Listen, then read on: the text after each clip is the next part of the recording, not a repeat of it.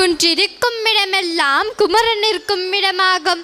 நல்ல மனங்கள் இருக்கும் இடமெல்லாம் வடிவேலன் அவன் தலமாகும். அத்தகைய சேயோனின் செயல்களை பக்தி பரவசத்தோடு நடித்து காட்ட வருகிறார்கள் எமது பள்ளி மாணவர்கள். என்ற அசுரன் சிவபெருமானை குறித்து கடும் தவம் புரிந்தான். தன்னுடைய உயிரை துச்சமென மதித்து அவன் செய்த தீவிர தவத்திற்கு மகிழ்ந்த சிவபெருமான், எம் சக்தியை தவிர வேறு எந்த சக்தியும் உன்னை அழிக்காது என்ற வரத்தை கொடுத்து விடுகிறார்.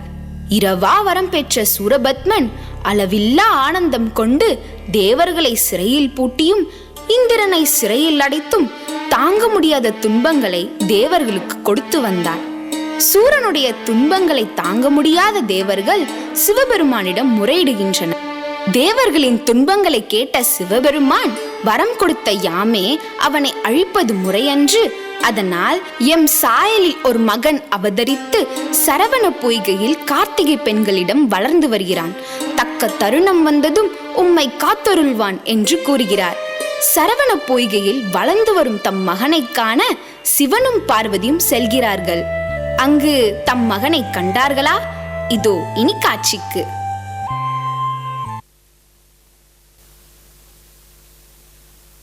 முருகா, குமரா, காங்கேயா, சரவணா, வா, ஓடிவாடா.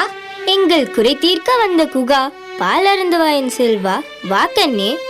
வேண்டாம் அமரேந்தி, வேண்டாம், எனக்கு பால் வேண்டாம்.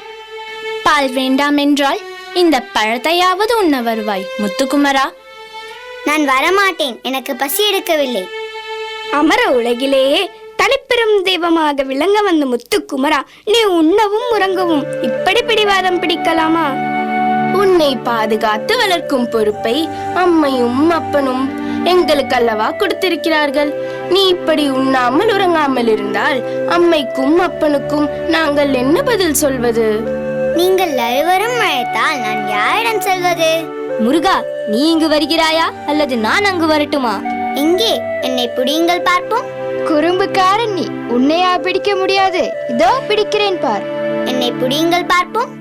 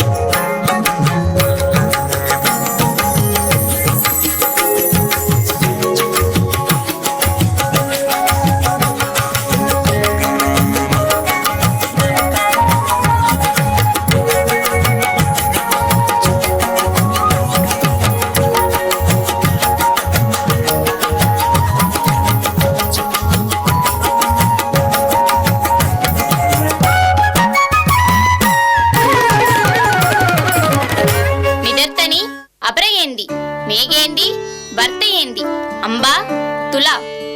ஆதி அந்தமில்லாத அகிலத்து நாயகனே, அகிலாண்ட ஈஸ்வரியே, தங்களை வணங்குகிறோம். நலமுண்டாக வாழ்க. தேவி, சரவண பொய்கையில் நம் மகன் கார்த்திகை பெண்களின் அரவணைப்பில் வளர்ந்திருக்கும் அழகை பார்த்தாயா?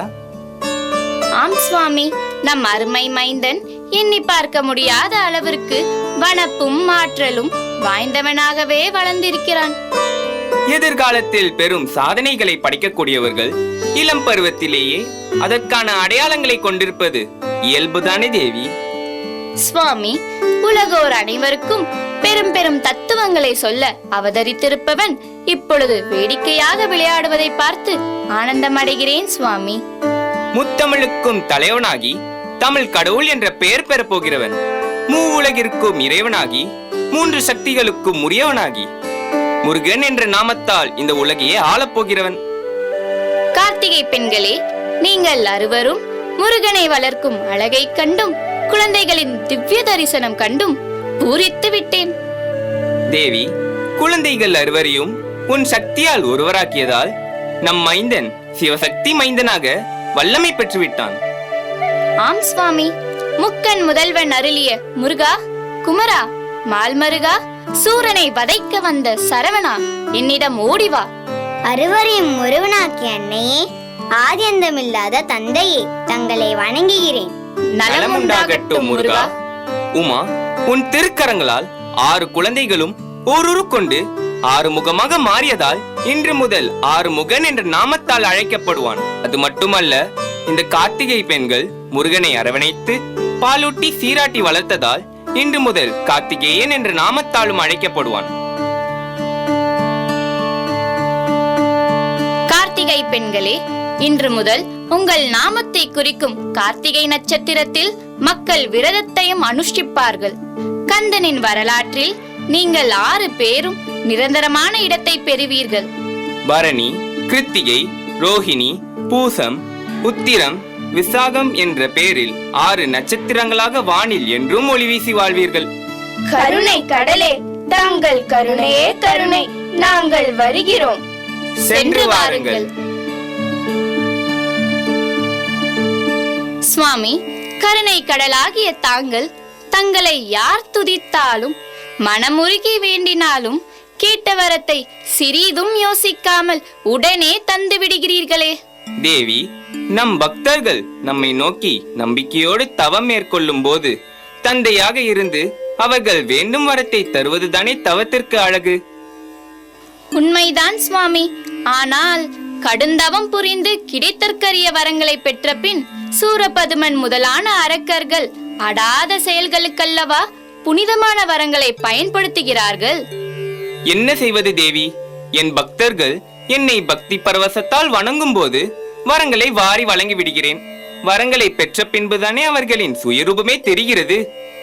போதும் போதும் சுவாமி, அப்பப்பா, ஒன்றும் தெரியாதவர் போல் நீங்கள் பேசுவதை பார்த்தால் எனக்கு நகைக்கத்தான் தோன்றுகிறது. கோள்களின் இயக்கம் அனைத்தும் தாங்கள்தானே. வரங்களை அமரர்களுக்கு கொடுத்தால் என்ன பயன் விளையும், அசுரர்களுக்கு கொடுத்தால் ஏற்படும் தீமை என்ன என்பதை அறிந்து தாங்கள் ஏதோ திருவிளையாடலை தொடங்கி விட்டீர்கள் போல் தெரிகிறது. தேவி, என்னை நன்கு புரிந்து வைத்துள்ளாய். உங்களுள் சரிபாதி ஆயிற்றே. அகிலாண்ட நாயகா, கங்காதரா, மகாதேவா, சந்திரசேகரா, தங்களை வணங்குகிறோம்.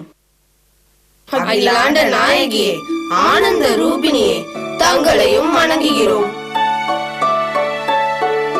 நலமுண்டாகட்டும். நாராயணனே, நான்முகனே, இந்திராதி தேவர்களே, வாருங்கள். நீங்கள் அனைவரும் இவ்வளவு தூரம் வர காரணம் என்ன? ஆதி அந்தமில்லாத பரம்பொருளே, சூரபதுமன் முதலான அரக்கர்கள் தங்களிடம் பெற்ற வரங்களை வைத்துக்கொண்டு அடாத செயல்களை செய்து வருகிறார்கள். ஆமாம் கங்காதரா, அந்த அரக்கர்களுக்கு பயந்து ஓடி ஒளிந்து வாழ்கிறார்கள் தேவர்கள். இந்திரன் இந்திராணி மகன் ஜெயந்தனையும் மற்றும் பல தேவர்களையும் சிறைபிடித்து வைத்துள்ளான் சூரபத்மன். தாங்கள் தான் அந்த அரக்கர் கூட்டத்தை அழித்து எங்களை காக்க வேண்டும் இறைவா. இறைவா, இந்திரன் முதலான தேவர்களை அடிமை போல் நடத்துகிறார்கள். அரக்கரிடம் அகப்பட்ட தேவர்கள் குற்றேவல் செய்து கொண்டிருக்கிறார்கள். தேவமாதர்கள் கந்தர்வர்கள் முதலானோர் சூரபத்மன் அரண்மனையில் ஊழியம் செய்து வருகிறார்கள். அது மட்டுமல்ல இறைவா, அவனுடைய சகோதரர்களான தாரகன், சிங்கமுகன் முதலானோர் தேவர்களையும் மானிடர்களையும் துன்புறுத்தி மகிழ்ச்சி அடைகிறார்கள். இந்திரன் இந்திராணி மைந்தன் ஜெயந்தனையும் சில தேவர்களையும் சிறையில் அடைத்து சித்திரவதை செய்கிறார்கள். தாங்கள்தான் அந்த அரக்கர்களை அழித்து எங்களை காக்க வேண்டும் இறைவா. சுவாமி, கலங்கி நிற்கும் அமரர்களுக்கு வாழ்வழியுங்கள். அசுரர்களை அழித்து அமரர்களை காப்பாற்றுங்கள். தேவி, சூரபதுமன் அமரர்களை ஆட்டி படைக்காவிட்டாலும் இந்த விண்ணவர்கள் சிறிது காலம் துன்பப்பட வேண்டும் என்பதே விதி. விதியை மதியால் வெல்லலாம் என்பார்களே, அந்த சராசரங்களையும் ஆள்பவர் தாங்கள். தங்களால் முடியாததா? அது எப்படி முடியும் தேவி? தவறு செய்தவர்கள் தண்டனை ஏற்பதுதானே தர்மம். அப்படி அவர்கள் செய்த தவறுதான் என்ன? தான் என்ற அகந்தையால் என்னை அழைக்காத தட்சன் நடத்திய யாகத்திற்கு இந்த அமரர்கள் சென்று வந்ததால் வந்த வினை இது. கைலாய வாசா, ஏதோ புத்தி பேதலித்து அறியாமல் தவறு செய்து விட்டார்கள். அவர்களை மன்னியுங்கள். தங்களிடம் பெற்ற வரங்களால் சூரபத்மன் முதலான அரக்கர்கள் அதிக வலிமை பெற்று இந்திரலோகத்தையே கைப்பற்றி விட்டதால் செய்வதறியாது தவிக்கிறார்கள் தேவர்கள். சுவாமி, அமரர்கள் தாங்கள் செய்த தவற்றை உணர்ந்து தங்களிடம் அடைக்கலம் கேட்டு வந்திருக்கிறார்கள். தாங்கள் இனியும் தயக்கம் காட்டாமல் அமரர்களை மன்னித்து அவர்களுக்கு வாழ்வு கொடுங்கள். அமரர்களே, அச்சத்தை அகற்றுங்கள். இனி அசுரர்களுக்கு அஞ்சி நடுங்க வேண்டாம். சூரபதுமன் என் சக்தியால் மட்டுமே அழியும் வரத்தை பெற்றுள்ளான். அதனால் ஈசானம், தத்புருஷம், சத்யோஜாதம், வாமனம், அகோரம், அதோமுகம் என்ற எனது 6 சக்திகளையும் ஒருங்கே பெற்று இதோ என் மைந்தன் கந்தன் அவதரித்து வளர்ந்து வருகிறான். தக்க தருணம் வந்ததும் சூரனை அழித்து அமரர்களுக்கு வாழ்வளிப்பான். இனிது கூறினீர்கள் சுவாமி. கார்த்திகேயா, அதர்மம் அழித்து தர்மம் நிலைக்க செய்ய அவதரித்த ஆண்டவா, தங்களை வணங்குகிறோம். தேவர்களே, சூரன் என்னால் அழிய வேண்டும் என்பதே அவன் விதி. இனி கவலை வேண்டாம், யாம் பார்த்துக் கொள்வோம். இந்திராதி தேவர்களே, கந்தனை நம்பியவர்களின் வாழ்வு என்றும் வளமடையும். நன்றி தேவா.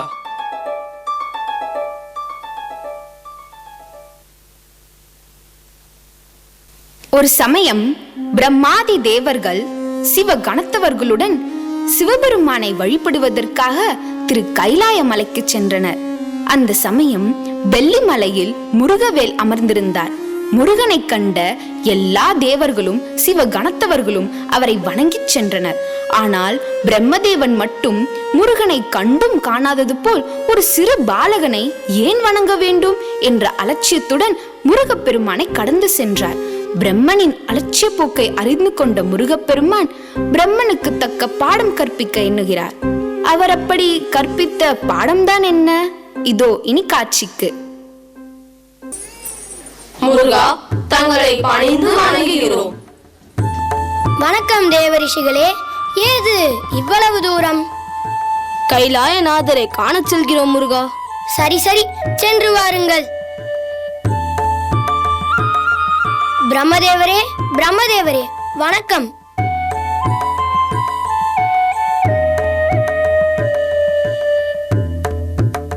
அண்ணா, பார்த்தீர்களா பிரம்மதேவரின் அலட்சியத்தை? நான் பணிவோடு வணங்கினால் கண்டும் காணாதது போல் தலை கனத்தோடு செல்கிறார். பிரம்மருக்கு 4 தலைகள் இருக்கிறது அல்லவா? அதனால் தான் தலை கனத்தோடு செல்கிறார். தம்பி, நீ சிறுவன், பெரியவர்களை அப்படியெல்லாம் பேசக்கூடாது. பிரம்மதேவர் உன்னை கவனிக்காமல் ஏதோ சிந்தனையில் சென்றிருக்கலாம். இதை ஒரு பெரிய விஷயமாக எடுத்துக்கொண்டு கோபப்படாதே. அண்ணா, ஒருவர் நம்மை வணங்கினால் அவருக்கு மரியாதை கொடுத்து வணங்க வேண்டும் என்பதுதானே நம் பண்பாடு. சிந்தனையை ஒருமுகப்படுத்தி படைப்பு தொழிலை செய்யும் பிரம்மருக்கே கவனம் தப்பினால் பிறகு படைப்பு தொழில் எப்படி சிறப்பாக அமையும்? தம்பி, குறைகளையே ஒருவரிடம் பார்த்தோம் என்றால் அவரிடம் உள்ள நிறைகள் நம் கண்களுக்கு தெரியாமல் போகும். முருகா, பெரியவர்களின் குறைகளை காண்பது சிறியவர்களாகிய நமக்கு அழகல்ல. பெரியவரோ சிறியவரோ, யார் தவறு செய்தாலும் தவறு தவறுதான். அதனால் சிறியவர்களும் பெரியவர்களின் தவறுகளை சுட்டி காட்டி திருத்தலாம். இதில் தவறு ஏதும் இருப்பதாக எனக்கு தெரியவில்லை. தம்பி, நீ முத்தமிழ் வித்தகன் அல்லவா? உன்னிடம் பேசி என்னால் வெல்ல முடியுமா? வா, இங்கிருந்து சென்று விடுவோம். அண்ணா, தாங்கள் செல்லுங்கள். அலட்சியமாக சென்ற பிரம்மருக்கு தக்க பாடம் கற்பிக்க போகிறேன். தம்பி, நான் சொல்வதை கேள். வேண்டாம் வேண்டாம். அண்ணா, பிரம்மருக்கு தக்க பாடம் புகட்ட சரியான தருணம் இதுதான். தாங்கள் அமைதியாக இருந்து கவனியுங்கள். தம்பி, பிரம்மதேவரே வருகிறார், சற்று பொறுமையாக பேசு. இதோ 4 தலை உடையவரே, சற்று நில்லுங்கள். நீர் யார்? எங்கு சென்று வருகிறீர்? என்னையா யார் என்று கேட்கிறாய் முருகா? உலகோர் என்னை பிரம்மதேவன் என்றும் நான் முகன் என்றும் அழைக்கிறார்கள். தற்போது ஜடாதரனை தரிசித்துவிட்டு என் இருப்பிடமான சத்தியலோகத்திற்கு சென்று கொண்டிருக்கிறேன். அப்படியா? உமது தோற்றத்தையும் 4 முகங்களையும் பார்த்தால் நீர் ஏதோ பெரிய மகானாக இருப்பீர் போல் இருக்கிறதே. சரி, என்ன தொழில் செய்து வருகிறீர்? எல்லாம் வல்ல பரமேஸ்வரனின் கட்டளைப்படி வேதத்தை அடிப்படையாக கொண்டு படைப்பு தொழில் செய்து வருகிறேன். ஓ, இந்த உலகத்தில் படைக்கும் தொழிலை புரிபவரே நீர்தானா? மகத்தான பணிதான். ஆனால் உமக்கு எப்படி கிடைத்தது என்றுதான் தெரியவில்லை. அது போகட்டும். எல்லா உயிர்களையும் படைக்கக்கூடியவரான உமக்கு சகல வேத சாஸ்திரங்களும் நன்கு தெரிந்திருக்க வேண்டுமே. உமக்கு என்னென்ன தெரியும்? முருகா, 18 வித்தைகளிலும் வல்லமை பெற்றிருக்கின்றேன். முக்கன் முதல்வனான சிவபெருமானிடம் சிவாகமங்களை முறையே கற்றுத் தேர்ந்துள்ளேன். அது மட்டுமில்லை முருகா, மற்றவர்களுக்கு அருளி செய்யும் ஆசானாகவும் இருக்கின்றேன். நன்று நன்று. ஆசானாகும் அளவிற்கு வல்லமை பெற்றவரா தாங்கள்? அப்படி என்றால் முதல் வேதமான ரிக்வேதத்தை எடுத்து சொல்லுங்கள் பார்ப்போம். உமது வல்லமையை நானும் தெரிந்து கொள்கிறேன். ஈசன் எனக்கு கொடுத்த படைப்பு தொழிலை அவர் கொடுத்த நாள் முதல் செவ்வனே செய்து வருகிறேன். நீ சிறுவன், உனக்கு ஏன் விளக்கம் சொல்ல வேண்டும்? சிறியவரின் ஐயத்தை போக்க வேண்டியது பெரியவர்களின் கடமைதானே. சொல்லுங்கள். ரிக்வேதம் தானே, இதோ சொல்கிறேன். ஓம் ஓம் ஓம். பிரம்மதேவரே, நிறுத்துங்கள். வேதத்தின் ஆரம்பமாக நீர் கூறும் ஓம் என்ற மந்திரத்தின் பொருளை கூறுங்கள். ஓம் என்ற மந்திரத்தின் பொருள் பிரணவம். பிரணவம் என்பதன் விளக்கம்? அகார உகார மகார இவற்றின் சேர்க்கை. அகார உகார மகாரம் என்பதெல்லாம் இருக்கட்டும். முதலில் ஓம் என்ற மந்திரத்தின் உட்பொருளை விவரித்து சொல்லுங்கள். அதுதான் முருகா பிரணவம். போதும் உமது விளக்கம். ஓம் என்றால் பிரணவம், பிரணவம் என்றால் ஓம், அப்படித்தானே? நன்றாக இருக்கிறது. நீர் வேதம் கற்றுக்கொண்ட முறையும் கற்பிக்கும் முறையும். தரணிக்கே தாரக மந்திரமாய் உள்ள வேதத்திற்கே பொருள் தெரியாமல் ஏன் பிரம்மதேவரை விழிக்கிறீர்கள்? படைக்கும் தொழிலை புரியும் உமக்கு வேதத்தின் பொருளே தெரியாது என்பது கேலிக்குரியது. முருகா, பிரணவ மந்திரத்தையும் வேதத்தையும் அறிந்தேனே தவிர அவற்றின் பொருளை எனக்கு கற்றுத்தந்த ஈசனிடம் கேட்டறிய தவறிவிட்டேன். போதும் போதும். அனைத்திற்கும் முழுமுதற் பொருளான பிரணவத்திற்கே உமக்கு பொருள் தெரியவில்லை என்றால் நீர் படைப்பு தொழிலுக்கே தகுதி இல்லாதவர். உமக்கு தக்க தண்டனை கொடுத்தாக வேண்டும். வேண்டாம் தம்பி, வேண்டாம். பிரம்மருக்கு தண்டனை கொடுக்கும் அளவிற்கு நீ வயதில் பெரியவன் இல்லை. அண்ணா, சற்று அமைதியாக இருங்கள்.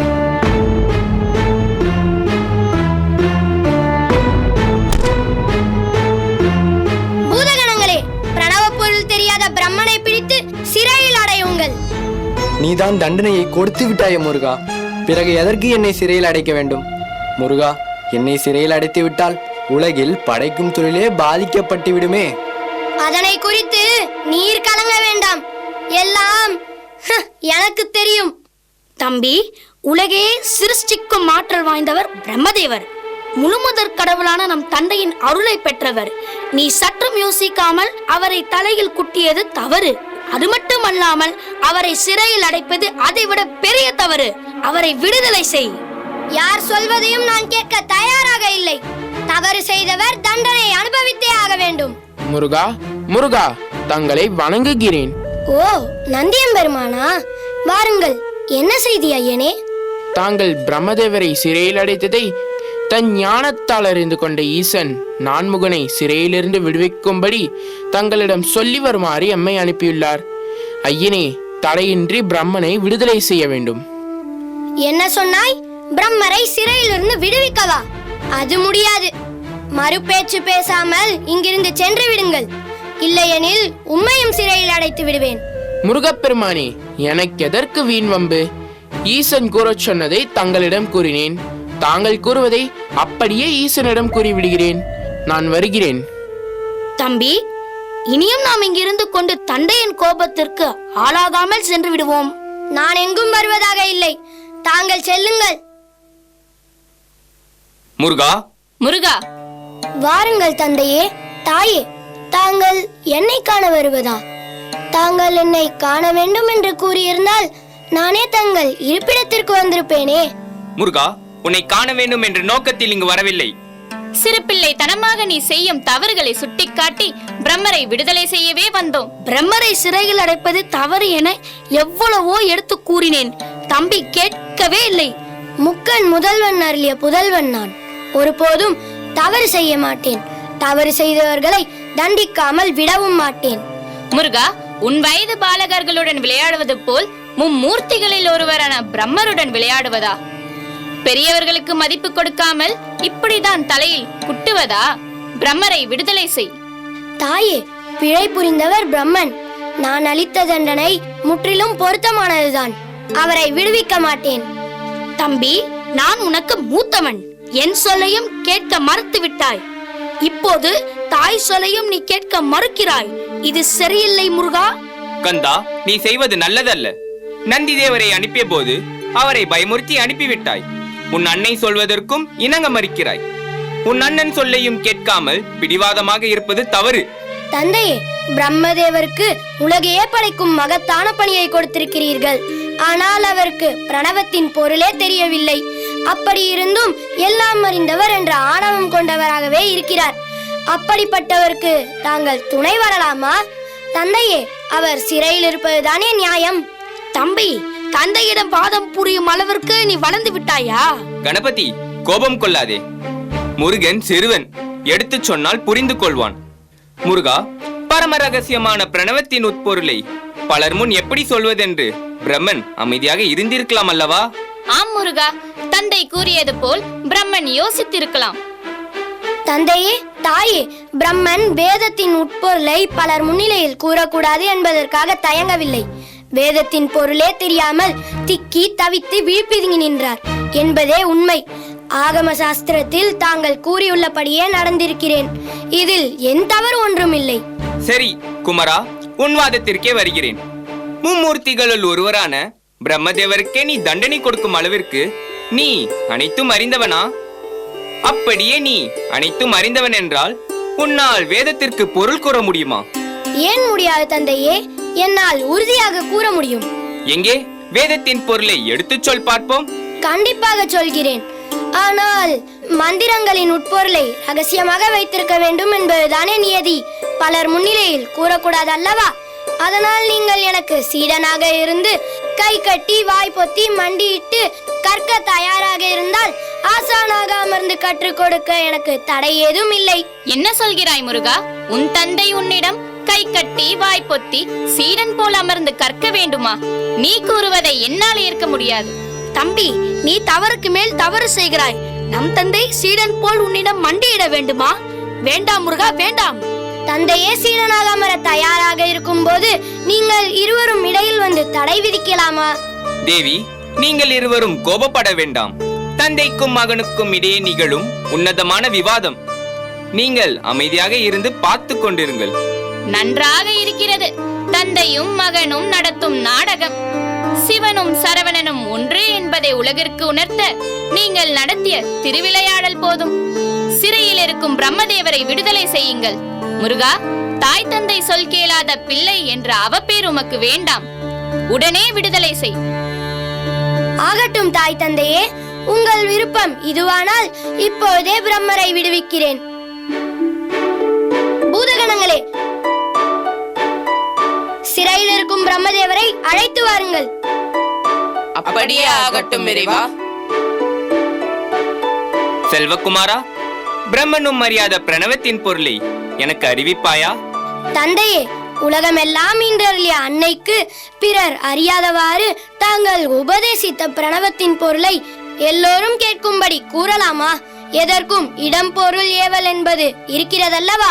முருகா, நீ கூறியபடி இடம் பொருள் ஏவல் என அனைத்தும் நன்றாக அமைந்திருக்கிறது. நீயும் நானும் மட்டுமே இங்கு இருக்கிறோம். நானும் வேதத்தின் பொருளை அறிய தயாராக இருக்கிறேன். பிரணவத்தின் பொருளை கேட்க தயாராக இருக்கிறீர்கள், ஆனால் இன்னும் சீடனாக அமரவில்லையே. முருகா, நான் உன் தந்தை என்பதை நீ மறந்துவிட்டாய்.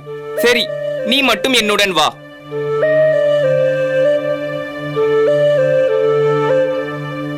இப்பொழுது வேதத்தின் பொருளை கூறு. தந்தையானாலும் கற்றுக்கொள்பவன் சீடன், தனையனானாலும் கற்பிப்பவன் ஆசான். எனவே வாய்ப்பொத்தி மண்டியிட்டு கேட்கத்தான் வேண்டும். சரி, நான் சீடனாக அமர தயாராகிவிட்டேன். நானும் ஆசானாக இருந்து உங்களுக்கு கற்பிக்க தயாராகிவிட்டேன்.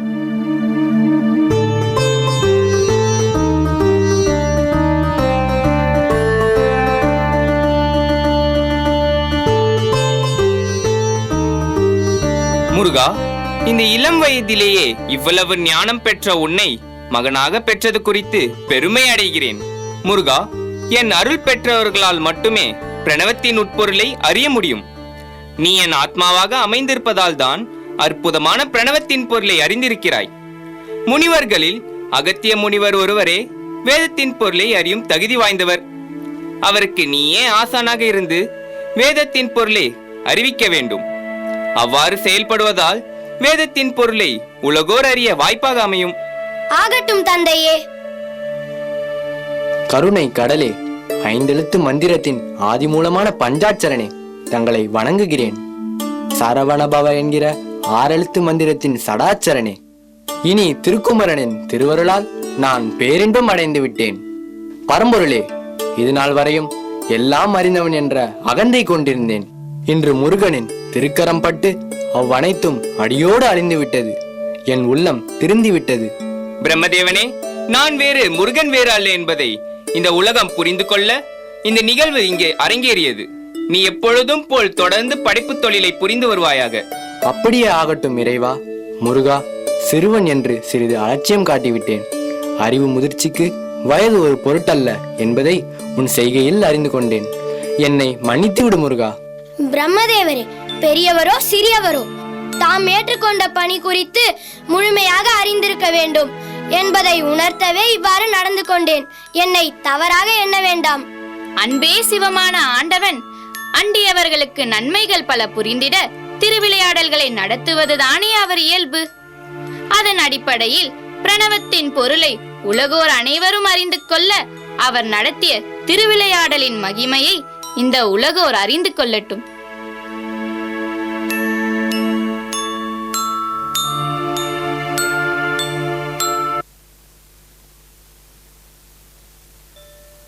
சிவபெருமான் அருளிய வரத்தால் சூரபத்மன் மிகவும் வலிமை பெற்று 1008 அண்டங்களுக்கும் அதிபதியாகி விடுகிறான்.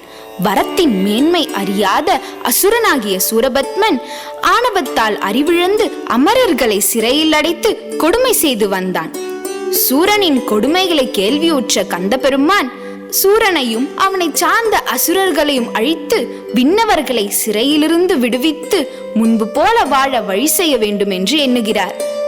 முருகப்பெருமான் எண்ணியதை செய்து முடிக்கும் ஆற்றலுடையவராக இருப்பினும் போர் நெறியிலிருந்து தவறாமல் இருக்க வேண்டும் என்று கருதி வீரவாகு தேவரை சூரனிடம் நீ தேவர்களை சிறை நீக்குமாறு கூறி தூது அனுப்புகிறார். வீரவாகு தேவர் சூரனிடம் நீ உயிர் பிழைக்க வேண்டுமானால் முருகப்பெருமான் கூறியபடி அமரர்களை விடுதலை செய்துவிடு என்று எச்சரிக்கிறார். அதற்கு இணங்காத சூரபத்மன் முருகப்பெருமானுடன் போர் புரிந்து இறுதியில் மாண்டே விடுகிறான். சூரனை போர் முனையில் வென்ற முருகனுக்கு அமரர்கள் பரிசு தர விரும்பினார்கள். அப்படி என்ன பரிசு தந்தனர்? இதோ இனி காட்சிக்கு. வெற்றி, வெற்றி! சூரனை அழித்த எங்கள் குமரனுக்கு வெற்றி!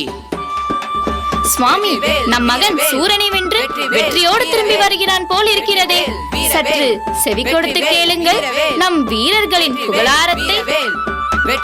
ஆம் தேவி, நன்றாக கேட்கிறது.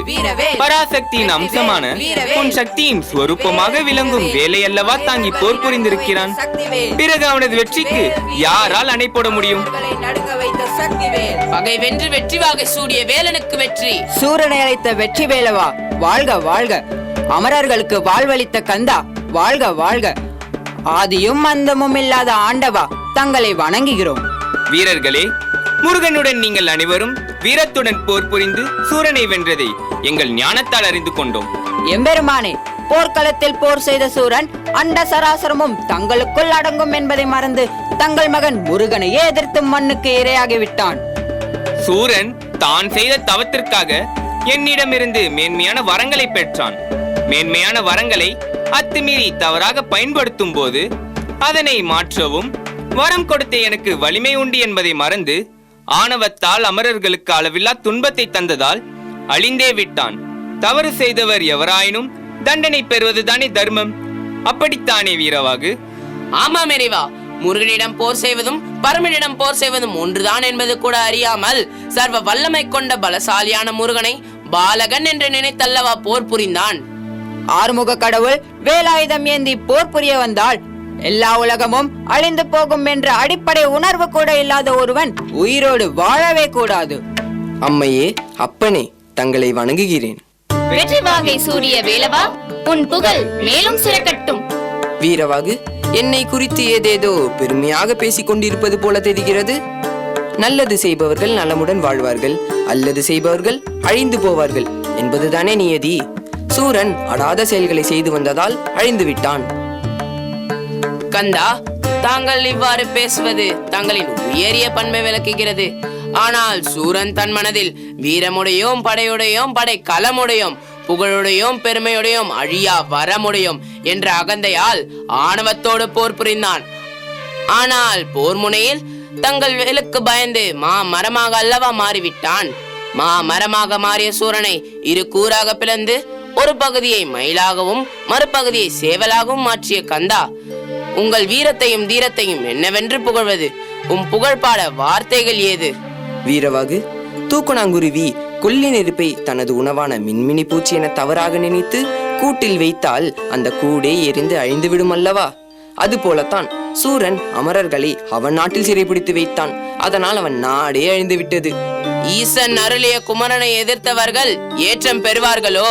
எங்கள் குமரக் கடவுளின் தோற்றம் கண்டதும் வானமும் திசைகளும் மலைகளும் கடல்களும் திசை மாறி போகும்போது இந்த சூரன் எம்மாத்திரம்?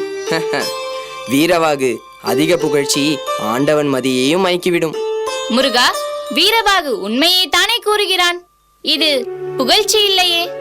முருகா, வெற்றி கண்ட இந்நாளில் செந்தூர் திலகமிட்டு சூரனை வதைத்து அழித்ததன் நினைவு சின்னமாக சூரனை வென்ற இடம் திருச்செந்தூர் என்ற பெயரால் அழைக்கப்படும்.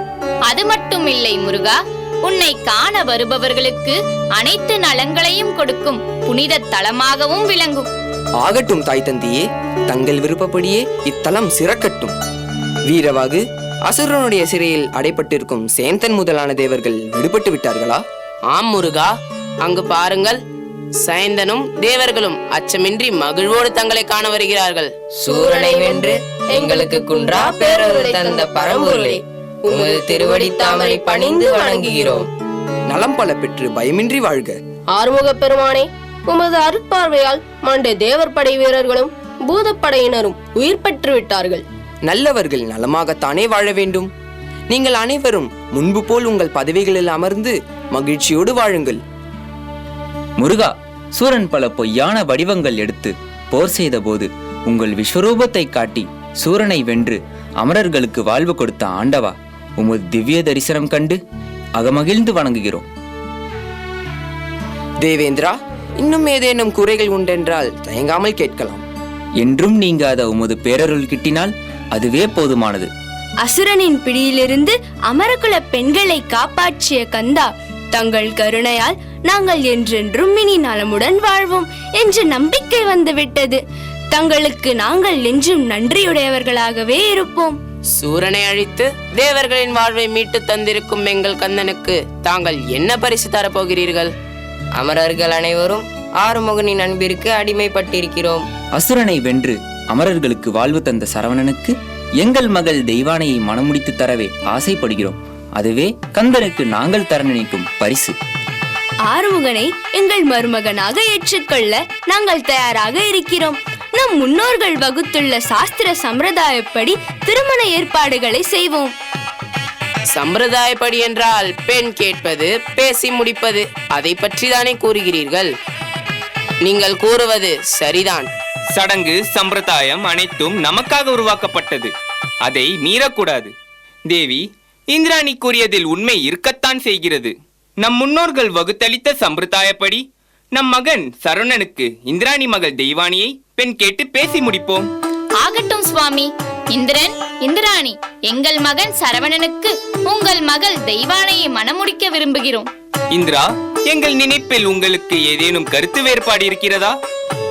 இறைவா, சரவணனை கரம் பிடிக்க எங்கள் மகள் மாதவம் செய்திருக்க வேண்டும். ஆண்டவா, பெரியவர்களே பேசிக் கொண்டிருந்தால் கந்தனின் மனக்குறிப்பை அறிய வேண்டாமா? வீரவாகு, கந்தனின் தந்தை நான். அவன் விருப்பம், எண்ணம், நினைவோட்டம் என அனைத்தையும் நான் அறிவேன். முருகா, கொடிய பாதகர்களான சூரபத்மன் முதலான அசுரர்களை கொன்று அமரர்களையும் இந்திரனையும் அவரவர் பதவிகளில் அமர்த்திவிட்டீர்கள். அதற்கு பரிசாக இந்திரனின் அருமை புதல்வியை தாங்கள் மணமுடித்துக் கொள்ள வேண்டும். இதுவே எங்கள் விருப்பம்.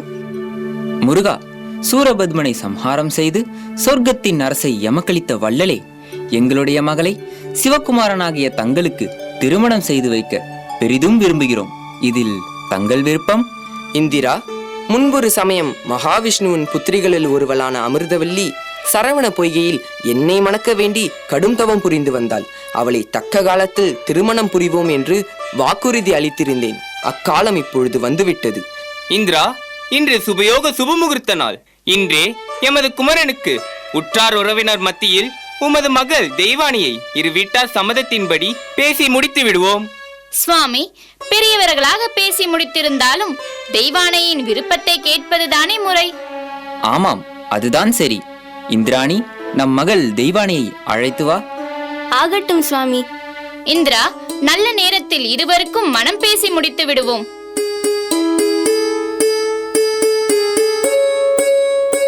இதோ தெய்வானை வந்துவிட்டாள். பெரியோர்கள் அனைவருக்கும் என் வணக்கத்தை தெரிவித்துக் கொள்கிறேன். தெய்வானை, உன் முற்பிறப்பின் தவ பயனை இப்பிறப்பில் அடையும் நேரம் வந்துவிட்டது. ஆண்டவன் கட்டளை இதுவானால் அவை நல்லபடியே நடக்கட்டும். தெய்வானியும் சம்மதம் தெரிவித்து விட்டாள். ஒரு நல்ல நாளில் திருப்பரங்குன்றத்தில் கோலாகலமாக திருமணத்தை முடித்து விடுவோம். இனி ஏன் தாமதம்? இரு வீட்டார் சார்பாக வெற்றிலை தட்டை கொண்டு வாருங்கள், மாற்றிக்கொள்ளட்டும்.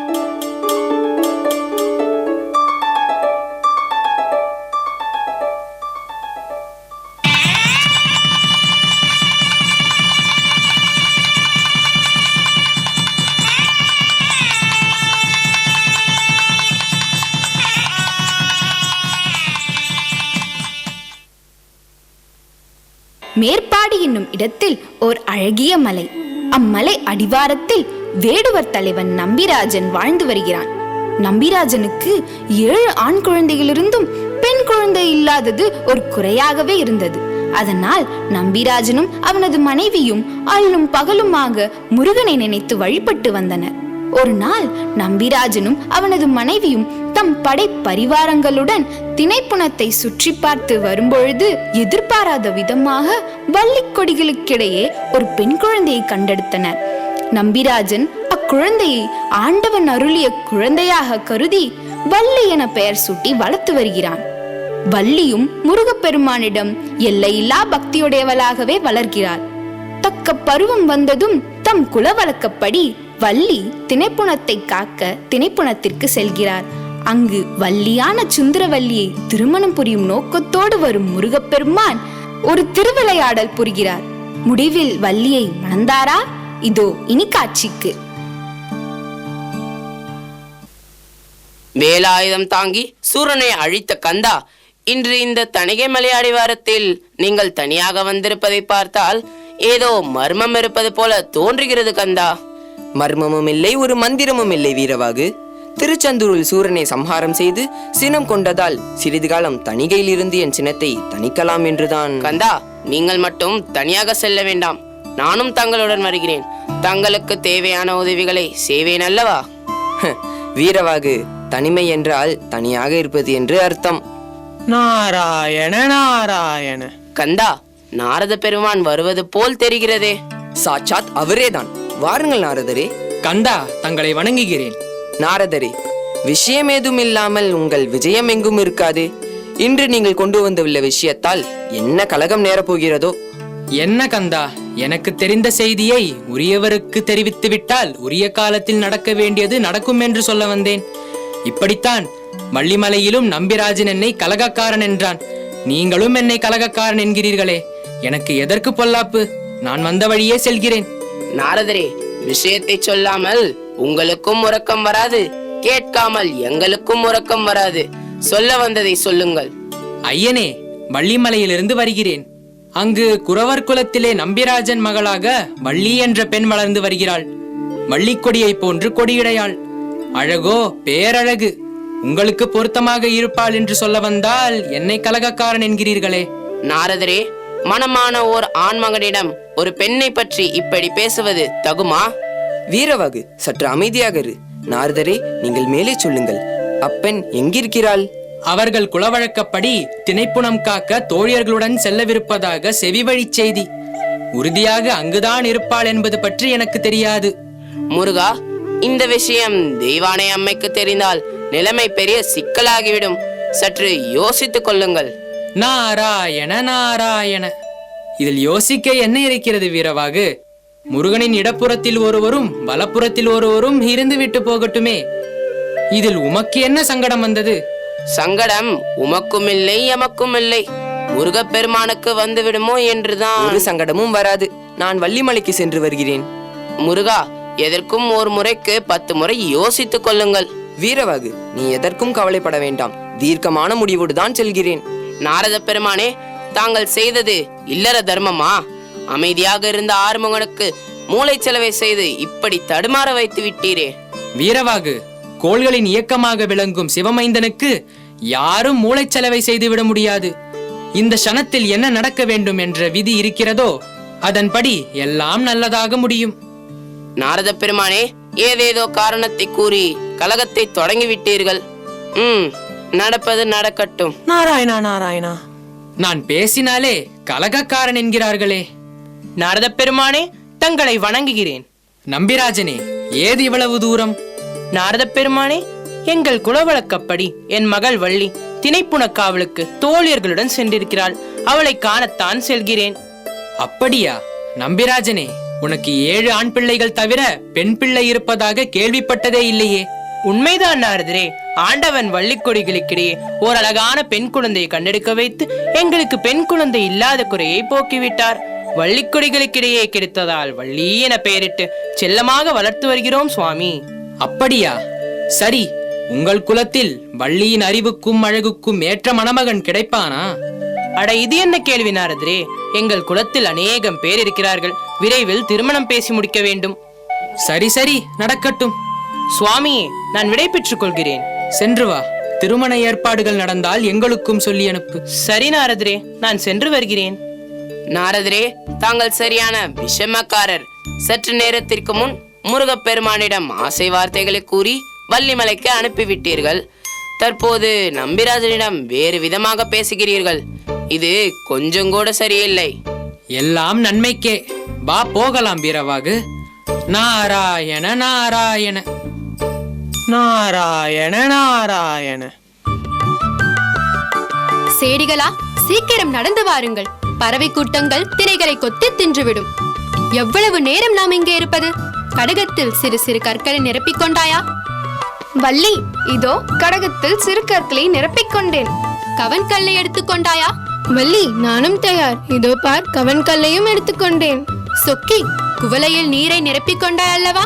நண்பகல் நேரம், நான் வறண்டு விடும். குறி பார்க்கலையோ குறி. அம்மா, குறி பார்க்கலையோ குறி. அம்மா, குறி சொல்பவர் வருகிறார். நாமும் பார்ப்போமா? குறி பார்த்து கொண்டிருந்தால் பறவைகள் எல்லாம் திணைகளை கொத்தி தின்று நாசம் செய்துவிடும். வாருங்கள், புறப்படுவோம். அம்மா, உங்க முக்காலத்தையும் ஒரு நொடியில கணித்து சொல்லிடுவாங்களாம். கொஞ்ச நேரம் இருந்து பார்த்துட்டு போலாமே. ஏன் முக்காலத்தையும் ஒரு நொடியில கணித்து விடுவாயா? எங்கே சொல்லுங்கள் பார்ப்போம். ஏன் நாக்குல வரும் வாக்கு அத்தனையும் ஆறுமுகன் அருளால் வரும் திருவாக்கு. அப்படியா? எங்கே சொல்லுங்கள் பார்ப்போம். மானின் வயிற்றில் பிறந்து நம்பிராஜன் மடியில் வளர்ந்து குரவல்லியாக வனப்புடனே வளர்ந்து நிற்கும் பெண்ணே. வள்ளியம்மா, வள்ளியம்மா, உங்கள் பெயரையும் பிறப்பையும் சரியாக சொல்லிவிட்டால் இனி எதிர்காலம் எப்படி இருக்கும் என்று கேளுங்கள் அம்மா, கேளுங்கள். சேடி, சற்று அமைதியாக இரு. நீங்கள் மேலே கூறுங்கள் அம்மா. வள்ளிமலை அடிவாரத்தில் உன் கண்கள் தேடும் கண்ணாலனை கண்டிடுவாய். மானை தேடி வருவார், மனம் கவரும் வார்த்தைகளை பேசிடுவார். இந்த காட்டுக்குள்ள யாரும் மானை தேடி வர போகிறார்? மனம் கவரும் வார்த்தைகளை பேசிட போகிறாரா? ஆமாம்மா, கண்டிப்பாக வருவார். பொறுத்திருந்து பாருங்கள். மானை தேடி வந்தவரே மதிக்கெட்ட நேரும் பேசிடலாமோ? மானெங்கு சென்றதோ அங்கு சென்று தேடுவீர் என்று கூறி விரட்டிடுவார். கிழவன் வேடம் பூண்டு சிவனடியார் உருவில் வருவார். தள்ளாடி தள்ளாடி வீழ்வார், மனம் தாங்காமல் நீயும் தாங்கி பிடிப்பாய். இந்த அடர்ந்த காட்டுக்குள்ளா கிழவன் தள்ளாடி தள்ளாடி வரப்போகிறார்? இந்த காட்டுக்குள்ள நல்லா நடக்கிற ஆடவராலேயே நல்லா நடக்க முடியாது. இதுல தாத்தா தள்ளாடி தள்ளாடியா வரப்போகிறாரு. இது என்ன கணிப்பு? அம்மா, சற்று பொறுமையாக கேளுங்கள். பசிமயக்கம் தீர நீயும் தேனும் திணையும் தந்து தாத்தா இங்கு வந்த சங்கதி என்னவென்று பரிவுடனே கேட்பாய். வள்ளிமானை காண வடிவழகன் நானும் வந்தேன். உன் கரத்தை பிடித்து இழுப்பான். அவன் பிடித்த பிடியை உதறிவிட்டு தூரத்தை விட நினைப்பாய். குரவள்ளி உனை மனமுடிக்க யானை முகத்தோனை அழைப்பான். அவன் அழைத்த யானை வந்தவுடன் பயந்து நீயும் தாத்தா அபயம் அபயம் என்று சொல்லி கிழவன் தோளை பற்றி நீயும் ஒளிவாய். அங்கு கிழவன் உருமாறியதும் வடிவேலன் காட்சி தந்து உன்னை மனமுடித்து செல்வான். தள்ளாடி தள்ளாடி வரும் தாத்தா எப்படி வடிவழகனாக இருக்க முடியும்? எங்க வேடர் குலத்தில் இருந்து ஒரு ஆண்மகன் திருமணம் செய்வான் என்று சொன்னால் நம்பலாம். ஆனால் அந்த குறிஞ்சி நில தெய்வமே வந்து திருமணம் செய்வார் என்று சொன்னால் நம்ப முடியுமா? அம்மா, உங்க ரேகா சொல்றதாமா நான் சொல்றேன். பெண்ணே, நீ என்னை சந்தேகிக்கலாம். ஆனால் நான் சொன்ன வாக்கு அத்தனையும் அந்த இறைவன் சொன்ன வாக்கு. நிச்சயமாக நடக்கும். சரி சரி, என் பெயரையும் பிறப்பையும் சரியாக சொன்னீர்கள். அதற்காக இந்த முத்து மாலையை பரிசாக பெற்றுக்கொள்ளுங்கள். நன்றி அம்மா, நான் சென்று வருகிறேன். குறி பார்க்கலையோ குறி, அம்மா குறி பார்க்கலையோ குறி. நமக்கு குறி சொல்வதை பற்றி ஒன்றும் தெரியாதென்று தோன்றுவதெல்லாம் கூறிவிட்டு செல்கிறார். சரி சரி, வாருங்கள் செல்வோம். என்ன நடக்கணுமோ நடக்கட்டும், எல்லாம் அந்த இறைவன் செயல். செய்திகளா, வாருங்கள் நாம் திணைப்புறம் செல்லுவோம். அம்மா அம்மா, இங்க பாருங்க. இந்த காட்டுக்குள்ள மலர்கள் எல்லாம் எவ்வளவு அழகா மலர்ந்திருக்கு. கொஞ்சம் கொய்து விட்டு போலாமா? ஏற்கனவே திணைப்புறத்திற்கு செல்ல தாமதமாகிவிட்டது. நீங்கள் இருவரும் தேவையான மலர்களை பறித்து வாருங்கள், நாங்கள் தொடுத்து தருகிறோம். வள்ளியம்மா, அங்கு பாருங்கள், ஒரு தாத்தா தள்ளாடி தள்ளாடி வருகிறார். ஐயோ பாவம், தள்ளாத வயது முதியவர். ஏன் இப்படி காடும் மேடும் வந்து அலைய வேண்டும்? திருச்சிற்றம்பலம். சிவாய நம, சிவாய நம.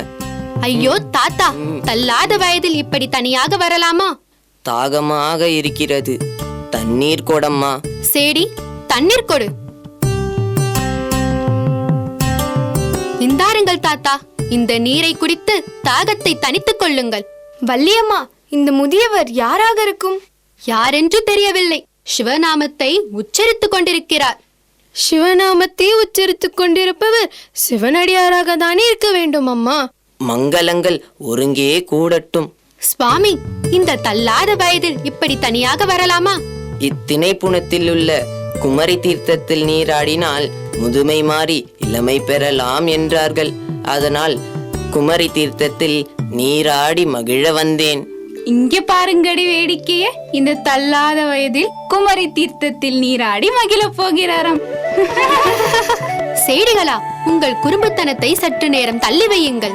வள்ளியம்மா, அந்த தாத்தா பசியுடன் இருப்பது போல் தெரிகிறது. அவர் பசியை போக்கி அவர் இருப்பிடத்திற்கு அனுப்பிவிட்டு வாருங்கள். ஆகட்டும் சேடிகளா, தாத்தாவை வழி அனுப்பிவிட்டு வந்து விடுகிறேன். ஆமம்மா, நாங்கள் முதலில் சென்று பறையொலி எழுப்பி பறவைகளை ஓட்டிக் கொண்டிருக்கிறோம். நீங்கள் பிறகு வாருங்கள். சரி சரி, செல்லுங்கள். தாத்தா, உங்களுக்கு பசி மயக்கம் போல் தெரிகிறது. அதனால்தான் இப்படி தள்ளாடி தள்ளாடி வீழ்கிறீர்கள். என் கையை பிடித்துக் கொண்டு அந்த மேடான இடத்தில் அமருங்கள். வள்ளி, கையை இறுக பிடித்துக்கொள், இல்லை என்றால் நான் வீழ்ந்து விடுவேன். பிறகு நீதான் என்னை தூக்கி விட வேண்டும். சரி சரி, வாருங்கள் தாத்தா.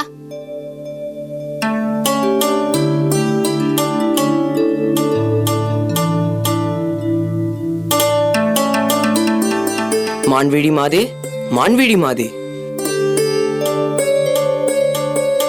வள்ளி, எங்கு பார்க்கிறாய்? நான் தான் உன்னை அழைத்தேன். தாத்தா, உங்கள் பேச்சில் விஷமம் தெரிகிறது. தள்ளாத வயது உமக்கு புத்தி பேதலித்து விட்டதா? மூப்பாடைந்த நீர் முறை தவறி பேசலாமா? குறவர் குல கொழுந்தே, எனக்கு உன்னை விட்டால் வேறு புகலிடம் ஏது? திணைப்புணம் காத்து உன் உடலை வருத்தலாமா சொல்? என்னுடன் வந்துவிடு. விண்ணுலகும் மண்ணுலகும் வணங்கும்படி உன்னை வாழ வைப்பேன். போதும், நிறுத்துங்கள் தாத்தா. என் வாழ்க்கையை பற்றி நீர் கவலைப்பட வேண்டாம். சதா சர்வகாலமும் நான் நினைத்து வாழும் முருகனுக்கு தெரியும் என்னை எப்படி வாழ வைப்பதென்று.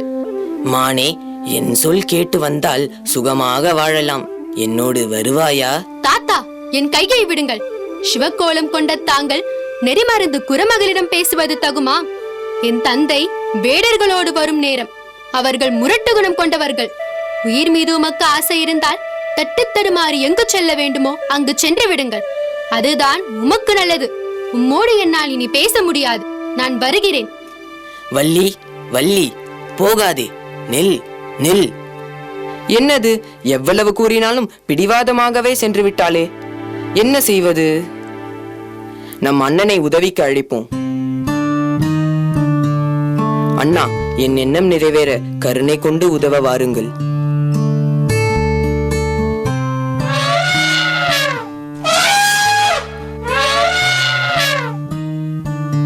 ஐயோ, யானை, யானை, என்னை காப்பாற்றுங்கள் தாத்தா, என்னை காப்பாற்றுங்கள்.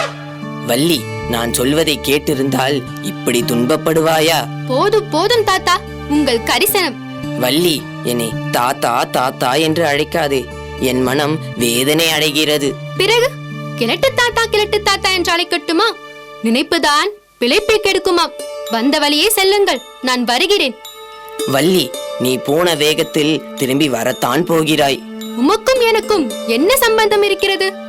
வழி பார்த்து செல்லுங்கள், நான் வருகிறேன். ரொம்ப பிடிவாதக்காரியாக இருப்பாள் போல இருக்கிறது.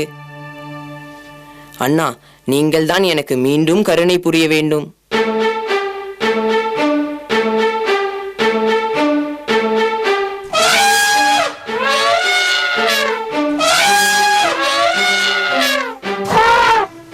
ஐயோ, யானை, யானை துரத்துகிறது. என்னை காப்பாற்றுங்கள், என்னை காப்பாற்றுங்கள்.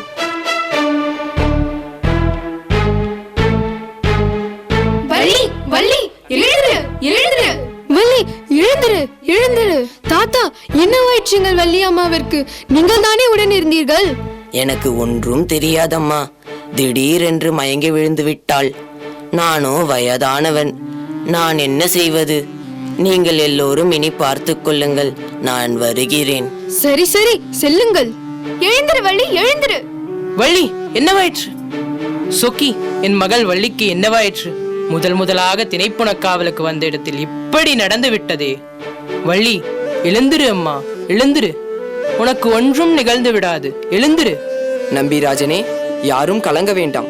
மயங்கிய வள்ளி நலமுடன் எழுவாள். வள்ளி, எழுந்திரு.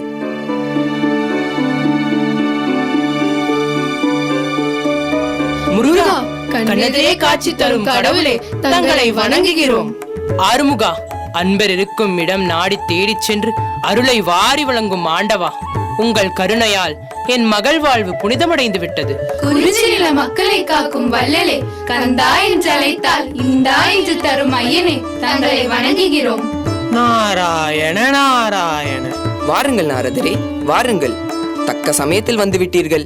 தேவாதி தேவா, தங்களை வணங்குகிறேன். நம்பி பெற்ற நங்கையே, முன்பு ஒரு சமயம் மகாவிஷ்ணுவின் மகளாக பிறந்து சுந்தரவள்ளி என்ற நாமம் கொண்டு வளர்ந்து வந்த வேளையில் ஆறுமுகனையே சதா சர்வ காலமும் நினைத்து கொண்டிருந்தாய். ஆம் வள்ளி, நாரதர் கூறுவது உண்மை. நீ அக்னியில் உன் சரீரத்தை சேர்த்துவிட்டு சூட்சம சரீரத்துடன் காஞ்சி தலத்திற்கு அருகில் உள்ள வள்ளிமலையின் மீது அமர்ந்து என்னை குறித்து தவம் இருந்தாய். உன் எண்ணம் நிறைவேற பூலோகத்தில் நம்பிராஜன் மகளாக வளரச் செய்து ஆட்கொள்ளவே யாம் உன்னிடம் திருவிளையாடல் புரிந்தோம். அருந்தவசியை போல் திருத்தோற்று பொலிவு பெற்ற ஆறுமுகா, தாங்கள் யார் என்று அறியாமல் என் மகள் செய்த தவறுகளை பொறுத்தருள வேண்டும் இறைவா. உன் மகள் வள்ளியை மணமுடிக்கவே யாம் முதியவர் வேடம் பூண்டு இங்கு எழுந்தருளினோம். சுவாமி, ஏது பிழை செய்தாலும் ஏழையனுக்கு தீது புரியாத தெய்வமே, தமிழாள் வைதாரையும் வாழ வைக்கும் தமிழ் கடவுளே, அடியால் செய்த தவறுகளை மன்னித்தருள வேண்டும். முருகா, வாருங்கள் அண்ணா. முருகா, உன் காரியம் முடியாமல் இருந்தால் என் உதவியை நாடுவாய். இனிதே உன் காரியம் முடிந்து விட்டால் என்னை மறந்து விடுவாயா? இது என்ன நியாயம் முருகா? அண்ணா, கோபப்பட வேண்டாம். ஆதிமூல கடவுள் நீங்கள். உங்கள் அருள் இல்லாமல் அவனில் என்ன காரியம் இனிதே முடியும்? முரட்டு யானையாக வந்து வள்ளியை மிரட்டி என் எண்ணம் நிறைவேற உதவிய உங்களை நான் மறப்பேனா? முருகா, முருகா, எளியவனை வலியவன் துன்புறுத்தினால் வலியவர்களை தண்டித்து எளியவனை காப்பதையே உங்கள் கடமையாக கொண்ட கந்தா, எங்கள் மகள் தெய்வானையின் வாழ்க்கையில் இப்படி ஒரு அநீதியை தாங்கள் இழைக்கலாமா? பிறவிக்குருடனாய் இருக்கும் ஒருவருக்கு திடீரென ஒளியை கொடுத்துவிட்டு அந்த ஒளியின் பயனால் உலகை காணும் முன் பிடுங்கிக் கொண்டது போல் இருக்கிறது உங்கள் செய்கை. இந்திரா, இந்திராணி, கவலை வேண்டாம். இந்திரா, மீண்டும் உனக்கு தேவலோகத்தை அளிக்க திரு உள்ளம் கொண்ட முருகப்பெருமான் எந்த செயலை செய்தாலும் அச்செயலுக்கு பின்னே ஓர் உண்மை மறைந்திருக்கும். தன் மகளின் வாழ்க்கையில் வேறு ஒரு பெண் குறுக்கிடும் போது எந்த ஒரு தாயும் தந்தையும் சங்கடப்படுவது இயல்பான ஒன்றுதான்.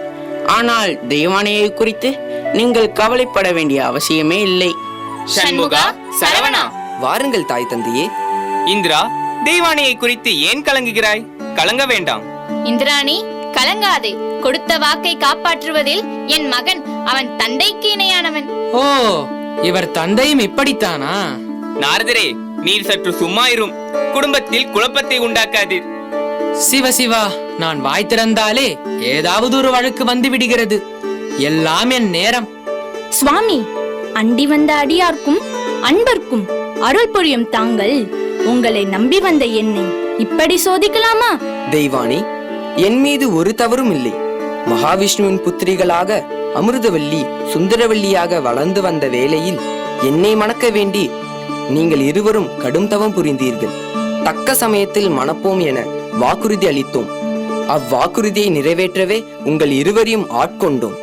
தாயே, கேட்டவருக்கு கேட்ட வரத்தை தருபவர் எங்கள் கண்ணன். தாங்கள் கேட்ட வரத்தை கேட்டபடியே தயங்காமல் தந்திருக்கிறார். குறிஞ்சி நில மக்களை காக்கும் ஆண்டவா, என் மகள் வள்ளியையும் முறைப்படி மனம் புரிந்து தேவரீர் திருத்தலத்திற்கு அழைத்துச் செல்ல வேண்டும் இறைவா. அங்கனமே ஆகட்டும்.